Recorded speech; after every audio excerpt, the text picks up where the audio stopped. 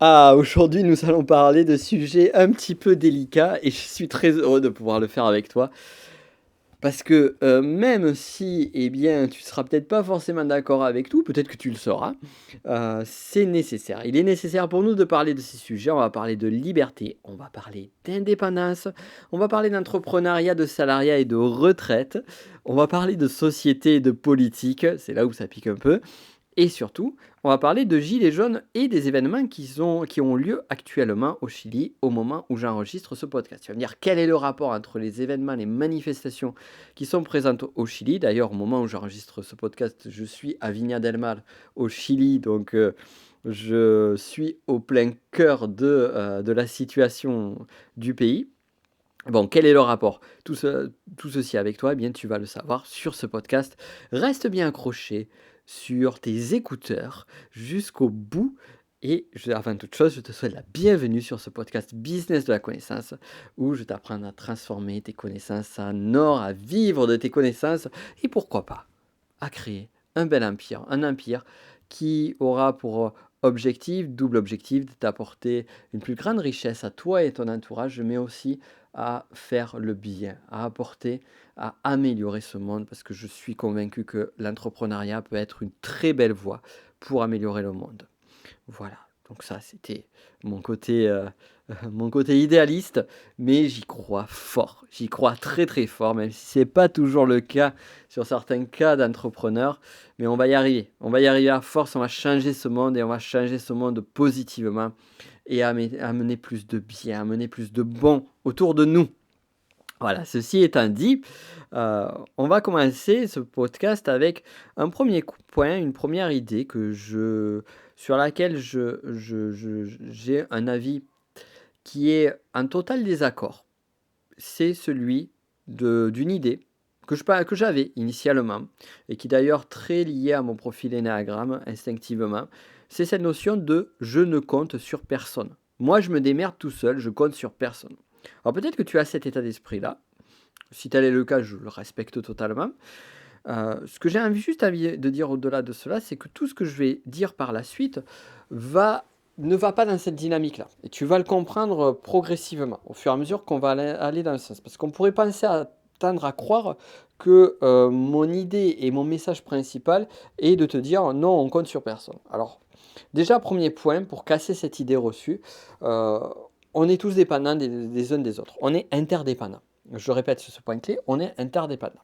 Ne serait-ce que par les différentes transactions.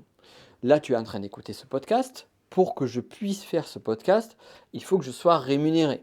Je ne vais pas faire ça pour la gloire. Certains le font, moi je ne le fais pas pour la gloire. Pour être rémunéré, donc je vends des formations en ligne, et je fais de l'accompagnement, ainsi que d'autres choses. Mais on va dire ça, c'est mon activité principale. Donc, c'est ça qui me permet, c'est les interactions avec d'autres personnes qui ont besoin de mes produits ou services, tout cela me permet justement de créer cette activité-là. Et d'ailleurs, cette activité s'insère au travers de cette dynamique-là. Maintenant, donc, tu écoutes, donc là, c'est la personne qui délivre le contenu, en l'occurrence moi, mais ce que tu écoutes aujourd'hui, tu l'écoutes au travers de ton téléphone, de ton smartphone probablement. Android, Huawei, puisque maintenant il y a Huawei, iPhone, etc. Donc, tu imagines bien que pour que tu puisses l'écouter, eh bien, il a fallu des personnes qui créent matériellement le contenu, des personnes qui extraient les matières premières pour créer nos téléphones. D'ailleurs, sur cette extraction de matières premières, il y a des choses assez scandaleuses à pointer du doigt, mais là n'est pas le sujet. Au-delà de ça, il a fallu qu'il y ait des personnes qui fassent la programmation du logiciel de ton smartphone, puis la programmation du logiciel pour faire le podcast. En l'occurrence, ici, on peut se rendre compte que finalement, pour une simple écoute d'un podcast, eh bien, on a une interdépendance juste gigantesque qui se compte en nombre de dizaines, voire centaines de milliers de personnes pour arriver à atteindre ce résultat-là. De même, alors là, c'est des transactions, on va dire, on voit plutôt des transactions économiques, mais de même, au quotidien, tu te rends compte que finalement, eh bien, les routes sont entretenues, les déchets sont récoltés tous les jours, de façon régulière. Donc, on se rend compte aussi que dans notre société, on a tout un système qui a été mis en place pour pouvoir avoir cet entretien et pour pouvoir échanger et interagir les uns entre les autres. Donc c'est là où on se rend compte qu'on a tous, les uns avec les autres, une dépendance, cette fameuse interdépendance. Ce qui donc nous enlève de facto la fameuse idée « je ne compte sur personne », ce qui est totalement faux. Tu as besoin des autres pour pouvoir faire énormément de choses au quotidien. À moins de vivre dans une cahute en autosuffisance, mais à ce moment-là, tu n'écouterais pas ce podcast puisque il aurait fallu que tu crées un téléphone en bois, je crois. Bon, c'était pas très intelligent ce que je viens de dire à l'instant, on s'en fout. On va continuer là-dessus. Notre mode de fonctionnement, c'est un fonctionnement social. Comme le disait Aristote, nous sommes des animaux sociaux. Oui, parce que c'est toujours important de citer des philosophes de l'Antiquité gréco-romaine. Ça fait toujours plus intelligent, tu le sauras. Blague mise à part, donc nous sommes des animaux sociaux. Il disait même, nous sommes des animaux politiques. Alors politique dans le sens plus étymologique du terme, dans le sens de la cité, de l'interaction ou de l'intérêt de la cité. Nous avons donc un mode de fonctionnement qui est un mode de fonctionnement qu'on peut retrouver sur d'autres espèces animales. On n'est pas les seuls. Il suffit de regarder les fourmis, de regarder les abeilles, et tu te rendras compte qu'il y a ces modes de fonctionnement. D'ailleurs, chose intéressante, j'avais vu une étude scientifique qui disait que parmi les abeilles, il y avait toujours, dans un essaim, quelques rares éléments perturbateurs. Et que si on enlevait ces éléments perturbateurs, l'essaim s'effondrait. Et que justement, ces éléments perturbateurs étaient là pour aider à améliorer le système. Je trouve ça super intéressant. Ça, c'est une petite digression qui n'a pas grand-chose à voir avec le reste du podcast, quoique ça peut être intéressant pour mieux comprendre nos modes de fonctionnement sociaux, et surtout lorsque tu vois qu'il y a des fauteurs de troubles dans ton environnement. Tu penseras aux abeilles et tu penseras à moi. Alors, en termes de société, aujourd'hui, on a dans de nombreux pays un mode de fonctionnement qui est plutôt d'ordre démocratique, république démocratique. Je ne vais pas parler ici des différents modes, différents régimes politiques. D'ailleurs, je me suis très intéressé à ce sujet-là. Il y a des régimes politiques qui sont ignorés, qui sont très très intéressants. C'est un sujet qui est tout aussi passionnant. Il n'y a pas juste l'anarchie, le communisme, la démocratie, l'impérialisme, la royauté et autres. Il y a beaucoup plus que cela. Mais au-delà de ça, notre mode de fonctionnement en société se fait sous forme de démocratie. Donc on va rester focalisé là-dessus. On a remarqué donc, l'année dernière, on a plus que remarqué, est arrivé en France un mouvement qui a fait couler beaucoup d'encre, et pas que. C'est le fameux mouvement des Gilets jaunes, auquel peut-être tu as participé. Le mouvement des Gilets jaunes, pour moi, il est double. Il est double d'un point de vue du phénomène, puisqu'il y a le premier mouvement de Gilets jaunes, c'est-à-dire les premières contestations au départ, dont la naissance est arrivée par une augmentation qui a amené, on va dire, c'était plus la goutte d'eau qui fait déborder le vase. Quel est le vase? Ça, c'est une question à laquelle on pourrait plus ou moins répondre. Et d'ailleurs, on va y répondre sur la partie chilienne. Tu vas voir, ça va être intéressant. Et après, il y a le second mouvement des Gilets jaunes qui est justement cette contestation latente continue. Et il y a une partie des Gilets jaunes, des premiers des Gilets jaunes, qui ne cautionnent pas les mouvements des Gilets jaunes actuels, du moins du mouvement sur du long terme. En France, on a un mode de fonctionnement qui est un mode de fonctionnement, d'ailleurs, ça, c'est pas forcément une opinion que j'ai, mais plus un fait que je constate en discutant avec des personnes de divers pays. On a un mode de fonctionnement où on va utiliser très rapidement la contestation sociale pour montrer notre désaccord. Alors que certains pays vont atteindre un certain point pour justement mettre en place la contestation sociale. Et là, ça sera vraiment le trop du trop, c'est-à-dire lorsque la discussion n'a pas pu se faire, on va contester, on va manifester.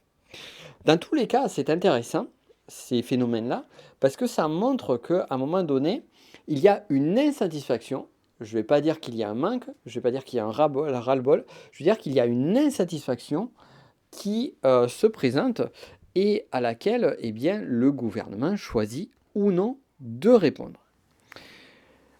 Maintenant, les gilets jaunes, je ne vais pas forcément en parler plus. Bon, tu verras rapidement quelle est plus ou moins, on va dire, mon opinion sur ce sujet-là, en te parlant du Chili, de ce qui se passe aujourd'hui au Chili. Et encore une fois, là, tout cela, c'est pour mettre un lien aussi avec toi en tant qu'individu et toi avec ton rapport à la société et ton rapport aux autres.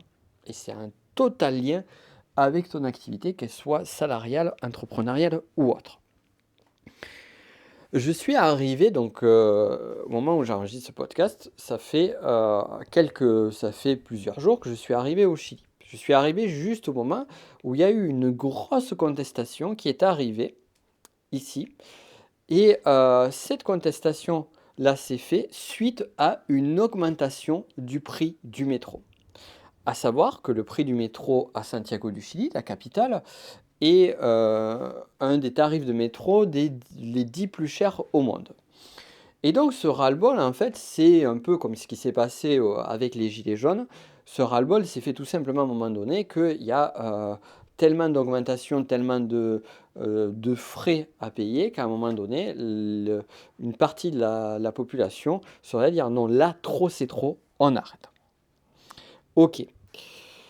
Au-delà de ça, ça amène, si on gratte un petit peu plus en profondeur, donc on a eu cette manifestation-là, mais on a eu aussi des mouvements qui ont été très très violents sur cette manifestation-là. C'est-à-dire qu'il y a beaucoup de personnes qui ont fait de la manifestation, on va dire calme et silencieuse, et comme pour le cas des mouvements des Gilets jaunes où certains kiosques à journaux avaient été brûlés, hein, ça avait fait les choux gras de la presse et autres, et à juste titre, eh bien au Chili, on a constaté eh bien des dégradations. Il y a des lignes de métro qui ont été saccagées totalement, mais aussi au-delà de ça, et c'est ça qui est très surprenant, il y a même des magasins, des supermarchés qui ont été aussi saccagés. Et ce mouvement est arrivé à frapper de façon assez rapide et assez massive.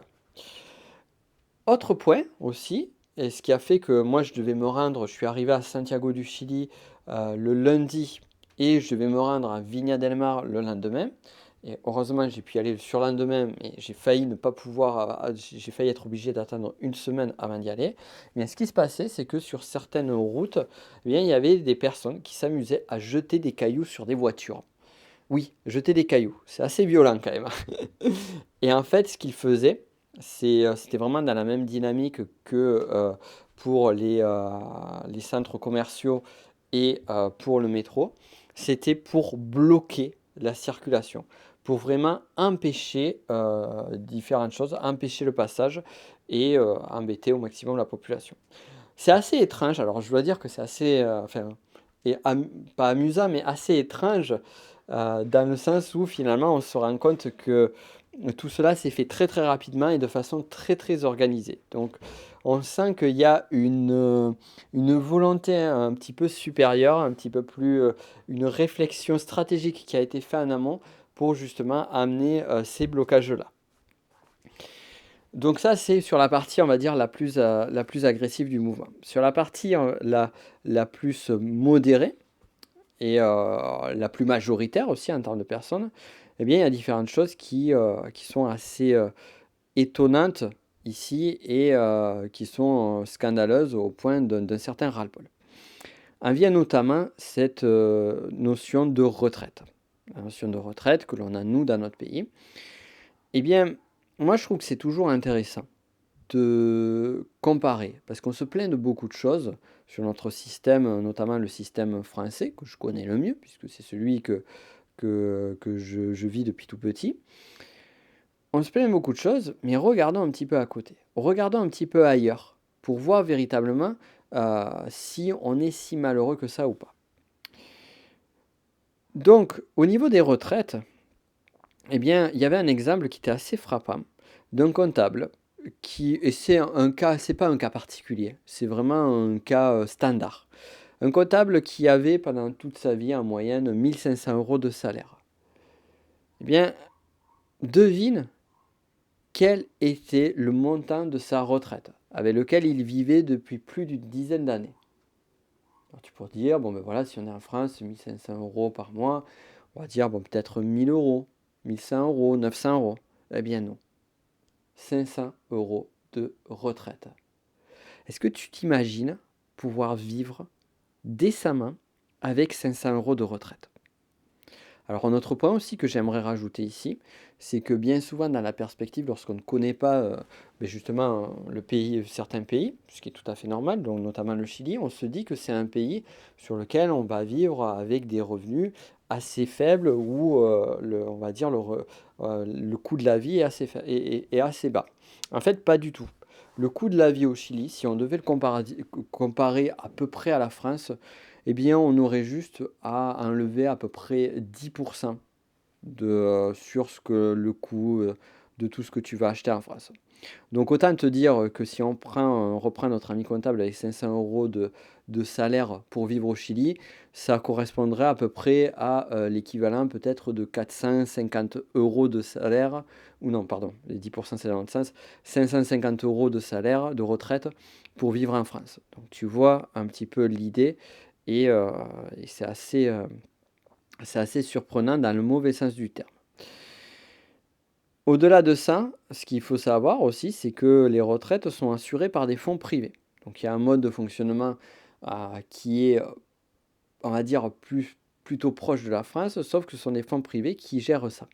Et sur ces fonds privés, eh bien, ce qu'il faut savoir, c'est que le total global financier de ces fonds privés représente 83% du produit intérieur brut. Donc tu imagines 83% du PIB, et ils ne sont pas foutus de payer des retraites décentes. D'ailleurs, la notion de retraite, de ne pas pouvoir payer des retraites, je trouve ça assez scandaleux, même pour nous en France, avec des réductions de retraite et tout ça, pour une simple et bonne raison fondamentale, c'est que, et ça se résume à une phrase pour moi, c'est on ne s'occupe plus de nos anciens.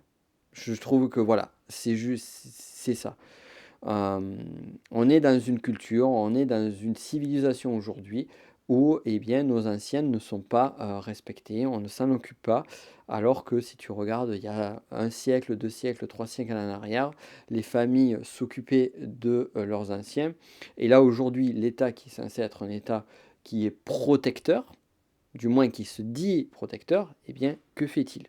Ou alors à ce moment-là, s'il ne veut pas s'occuper des personnes âgées ou autres, ben, ne pas dire qu'on est dans un État protecteur ou un État démocratique.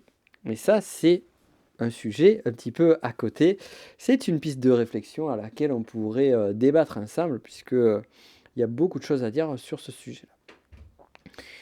Donc, moi, en fait, depuis que je suis tout gamin, j'ai un espèce de message de fond qui m'est envoyé, un peu comme si c'était une espèce de message PNListe de l'environnement, des actualités, de la société, qui dit, Nico, surtout ne te fais pas trop d'illusions sur ta retraite.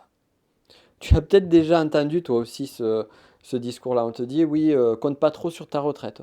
Ou ne crois pas trop que tu vas avoir énormément de retraite. Et c'est vrai que la retraite, on nous a parlé, moi je me rappelle du baby boom, qui a amené après le papy boom, et on nous a toujours dit qu'en France, eh bien, c'est compliqué, on ne sait pas comment on va payer nos retraites. Et en fait, cette phrase de fond, eh bien, cette phrase de PNL répétée, eh bien, elle a marché. C'est-à-dire que aujourd'hui, moi, mais aujourd'hui, si je te parle de ça, il y a 10 ans en arrière, c'était exactement la même chose, hein. Je ne compte pas sur ma retraite. Pour moi, il est hors de question que je laisse les rênes de mon avenir euh, personnel, de ma retraite, de mon troisième âge, à l'État. Il est hors de question que ce soit eux qui décident de ce que je vais avoir comme moyen financier à la retraite. Et c'est là où je veux en venir. C'est vraiment là où je veux en venir ici. Pourquoi? Parce que tu te rappelles au début, je te disais sur cette idée de ne compter, tu vois, de ne pas rentrer dans on compte sur personne. Mais à un moment donné aussi, il est nécessaire d'avoir une certaine lucidité et de voir sur quoi, eh bien, justement, tu peux t'appuyer et sur quoi tu ne peux pas t'appuyer. Je remarque qu'en France, par exemple, le système de santé euh, est vraiment un système de santé qui est très aidant. C'est pas le meilleur forcément, parce qu'il a ses défauts. D'ailleurs, on paye les défauts de ce système de santé aujourd'hui, mais c'est un système de santé qui vaut ce qu'il vaut.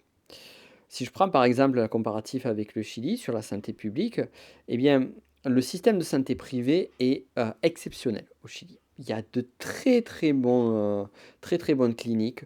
Le niveau d'expertise des médecins, des chirurgiens est très très bon. Ce sont des personnes qui vont se former dans différents pays, qui ont des techniques assez avancées. Bref, c'est du top. Par contre, au niveau de la santé publique, et là j'en reviens à notre pauvre comptable qui a une retraite de 500 euros, eh bien, c'est une catastrophe. C'est une catastrophe. Notamment, tu vois, par exemple, un truc qui est terrible, c'est les médicaments. Et sur la santé publique, ils ont un problème de fond qui fait que parfois, eh bien, il peut y avoir une arrivée tardive de médicaments.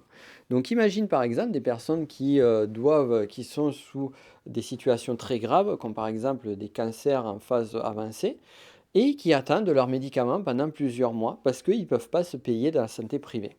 Qu'est-ce qui va se passer, d'après toi? La maladie, elle va pas attendre, hein. Elle va pas attendre un mois, 2 mois, 3 mois que les médicaments, ils arrivent.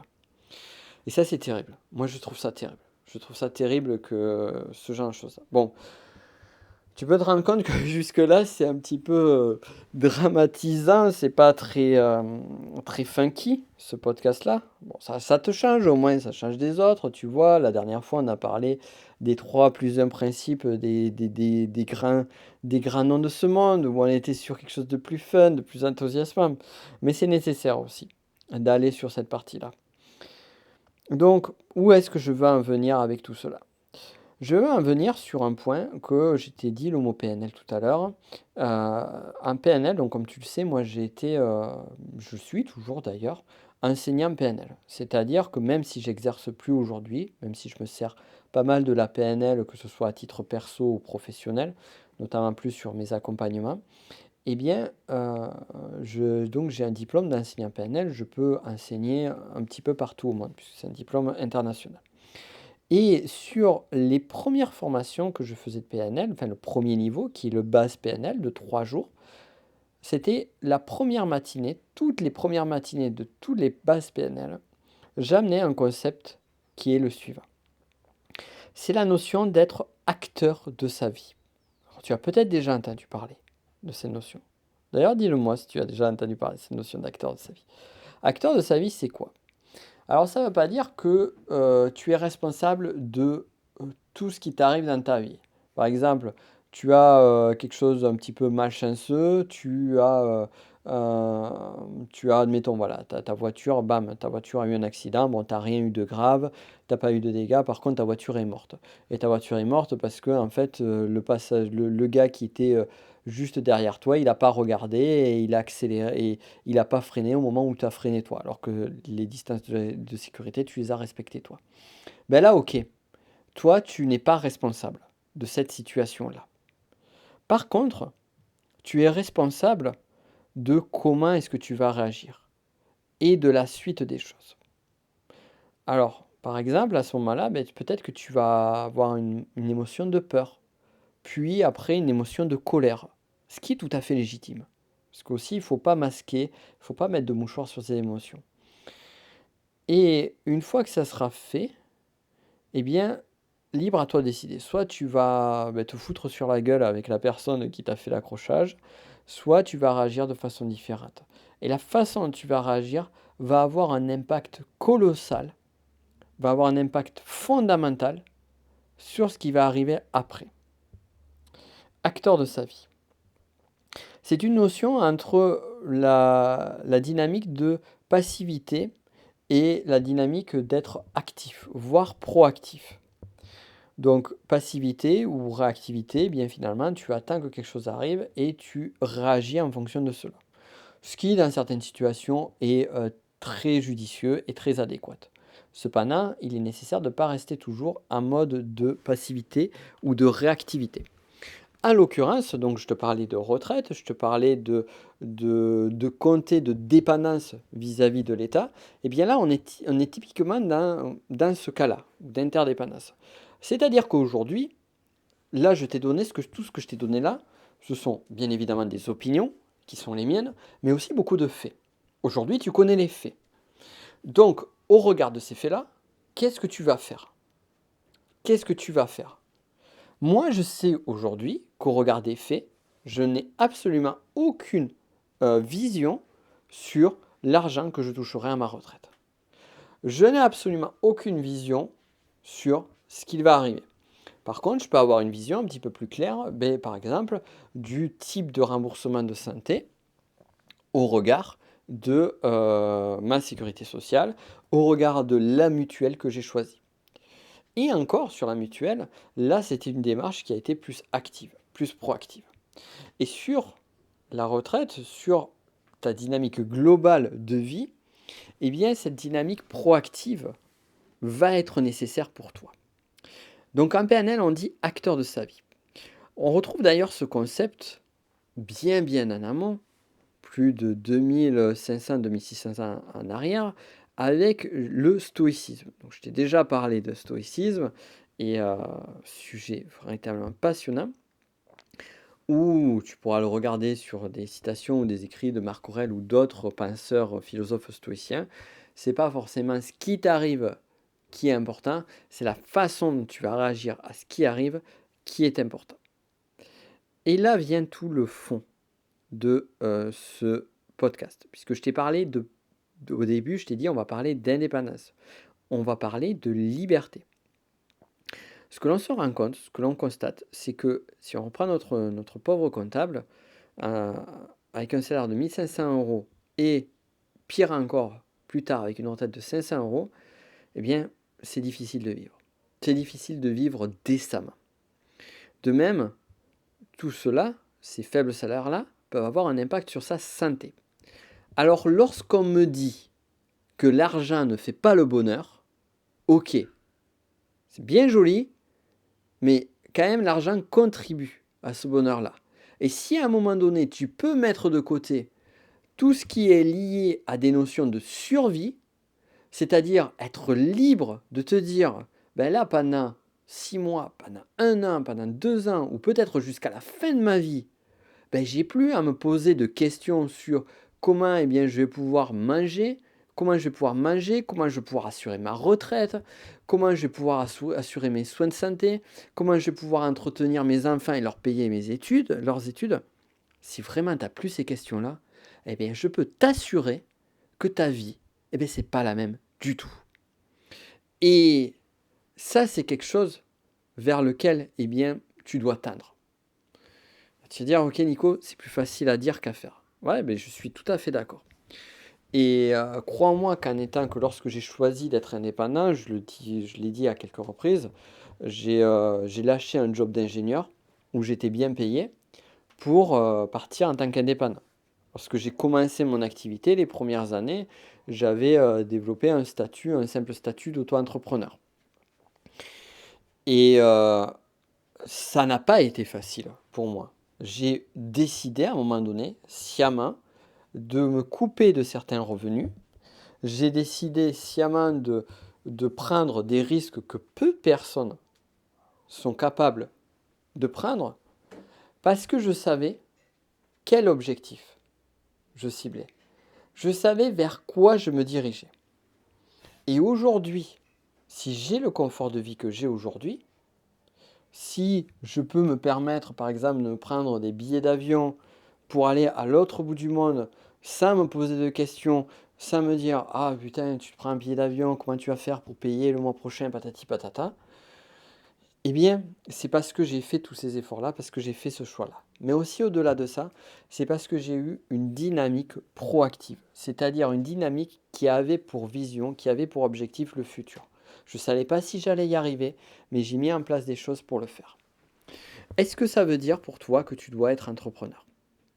La réponse est pas forcément.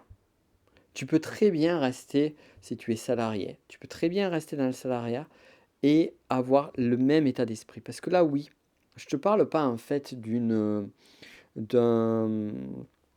de mise en application, de méthodologie, de grands principes. Non, je te parle d'état d'esprit. C'est un état d'esprit que tu dois avoir. Tu dois avoir un état d'esprit sur lequel, effectivement, comme je te disais au début, de ne pas être dans une dynamique je compte sur personne et je vais me démerder tout seul. Non, parce que tu as besoin des autres. On a tous besoin des autres. Mais malgré cela, te dire, ok, je suis acteur de ma vie. J'ai une force d'action. J'ai un, toutes les actions, toutes les choses que je mets en place, quel que soit mon contexte social, économique, financier ou autre, quel que soit le pays dans lequel je vis, parce que c'est ça aussi, on n'en parle pas suffisamment, mais on a quand même beaucoup de chance dans notre siècle actuel, parce qu'on a une liberté d'action qui est juste énorme.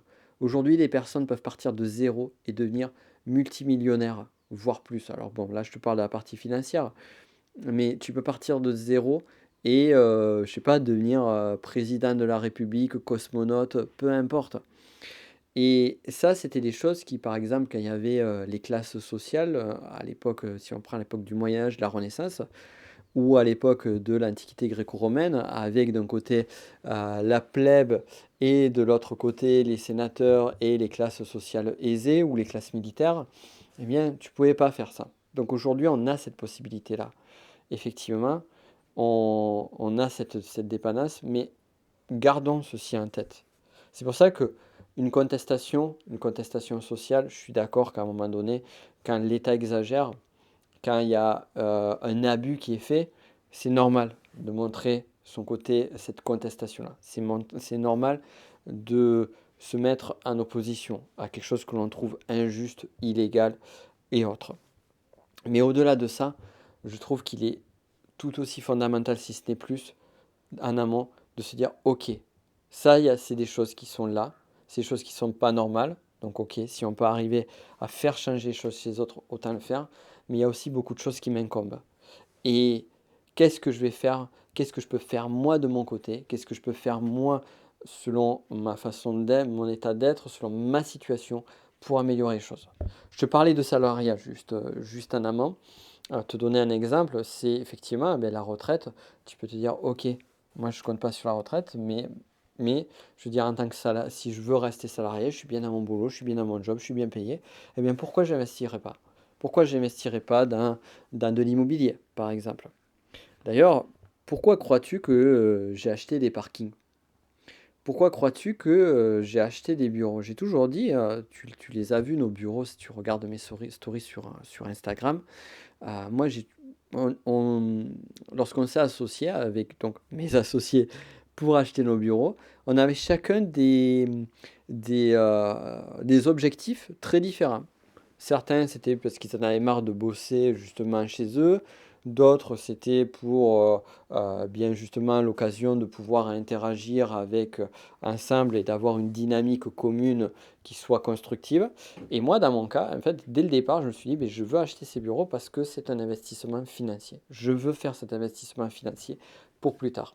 Et c'est de là qu'est née d'ailleurs la fameuse salle de formation des bureaux que l'on loue et qui permet d'avoir un retour, d'avoir des loyers réguliers pour justement pouvoir payer une partie de cet investissement-là. De même sur mes parkings, c'est la même chose. Moi, j'ai acheté mes parkings et je vais continuer à acheter des biens immobiliers pour justement avoir à un moment donné cette indépendance-là qui dit, ok, ben voilà, c'est mon immobilier qui me paye ma retraite, mais pas que, puisque j'investis aussi sur des placements financiers et sur du... Ah, c'est mon beau-père qui m'a fait découvrir cette notion-là. J'ai appris que je faisais du position trading. Voilà, je te donne la petite anecdote. Tu as différents types de trading. Et en fait, lorsque tu achètes une action et que tu entends pendant des mois, voire des années, dans mon cas c'est des années, et bien justement la valorisation de cette action-là, eh bien sache que tu fais du position trading. Voilà, c'était la petite partie culture. Donc, voilà, donc pour en revenir à notre sujet, c'est vraiment ça l'idée de fond que je veux te faire comprendre et que je te veux faire toucher du doigt, c'est que tu es beaucoup plus responsable de ton avenir financier, ton avenir personnel que ce que tu peux le croire. Et si tu espères, si tu comptes sur l'État pour faire ton avenir, pour te permettre d'avoir ta liberté, pour te permettre d'avoir ton indépendance, eh bien, à mon avis, tu es sur la mauvaise voie. Je ne dis pas qu'il ne faut pas en profiter de ce que l'État t'offre. Si tu as droit à quelque chose, d'un point de vue légal, si tu as un droit, pourquoi ne pas exercer ce droit-là? C'est pour ça que finalement, même si j'ai trouvé très longtemps injuste certains abus de certaines personnes, notamment au travers de justement euh, des caisses, enfin, de la cave du chômage et autres, ou des congés maladie autres, ces personnes-là avaient le droit d'y accéder. Donc même si c'est un abus, même si ce n'est moralement, et ça c'est intéressant aussi comme notion, même si moralement c'est dérangeant, même si moralement pour moi ou peut-être pour toi c'est dérangeant, eh bien légalement c'est possible. Donc d'un point de vue légal, c'est ça aussi, il y a vraiment deux aspects aussi sur toutes les règles que tu vas trouver, que ce soit dans la société, dans l'entrepreneuriat aussi et autres, tu vas vraiment trouver deux aspects. Un, le côté légal, deux, le côté moral. Certaines choses peuvent être immorales tout en étant légales, comme certaines choses peuvent être morales tout en étant illégales. Et même si là, on pourrait faire des débats pendant très longtemps, mais c'est bien de savoir ça. Donc, quand tu as différentes choses, est-ce que moralement c'est ok ou c'est pas ok? Est-ce que légalement c'est ok, c'est pas ok? Bon, moi j'ai une ligne de conduite qui veut que pour moi il faut que les choses soient moralement ok et légalement ok que je puisse pour que, pour que ça aille dans un sens qui me convienne parfaitement. Mais bon, ça c'est moi. Toi, tu réagis de façon peut-être identique ou peut-être différente. Remarque, si tu écoutes ce podcast, je pense qu'on a beaucoup, beaucoup de valeurs communes. Donc, pour récapituler, on a vu beaucoup de choses sur ce podcast. C'est aussi beaucoup un podcast sur lequel j'avais vraiment envie de te donner un petit peu mon opinion sur différentes choses, de te parler aussi de d'autres pays, parce que je trouve ça important. Je pourrais t'en reparler d'ailleurs, hein, parce que je te parlais du Chili sur ces cas-là. C'est un pays que je commence à découvrir de plus en plus. Je commence à voir de plus en plus de choses comparativement à la France. Et ce comparatif entre deux pays qui sont sur des régimes politiques qui sont plutôt proches, eh bien, c'est assez intéressant. C'est vraiment intéressant et ça permet aussi de prendre conscience un petit peu que finalement, on n'est pas si malheureux en France, qu'il y a des choses qui sont honteuses en France et d'autres qui sont vraiment super et vraiment avoir une vision un petit peu plus, je dirais un petit peu plus juste de ce qu'il se passe dans notre pays en allant voir ailleurs. Je trouve que c'est toujours bien d'aller voir ailleurs. Dans tous les cas, le fond du sujet, c'était pas ça. Le fond du sujet, c'était surtout de te dire, voilà, on est tous dépendants, on est tous, enfin, dépendants, interdépendants, parce que dépendant, c'est pas forcément le mot, on est tous interdépendants. On est interdépendants dans le sens où, finalement, certains vont dépendre de nous, nous, on va dépendre de certains. On va avoir une interdépendance aussi qui va être liée avec la société, une interdépendance qui va être liée avec l'État et autres. Mais au-delà de ça, garde en tête, garde véritablement en tête qu'il y a des choses sur lesquelles eh bien, tu as ta propre levier d'action. Et ces choses-là, eh bien, c'est notamment ton avenir financier. Ton avenir financier et l'avenir financier que peut avoir ta famille, ton entourage. Et cet avenir financier, eh bien, ta part de responsabilité sur celui-ci, elle est plus que majoritaire. Plus que majoritaire, elle représente facilement 80% de ta part de responsabilité. Et la part de responsabilité de l'État, elle est de 20% à peu près, si on devait faire un état des lieux.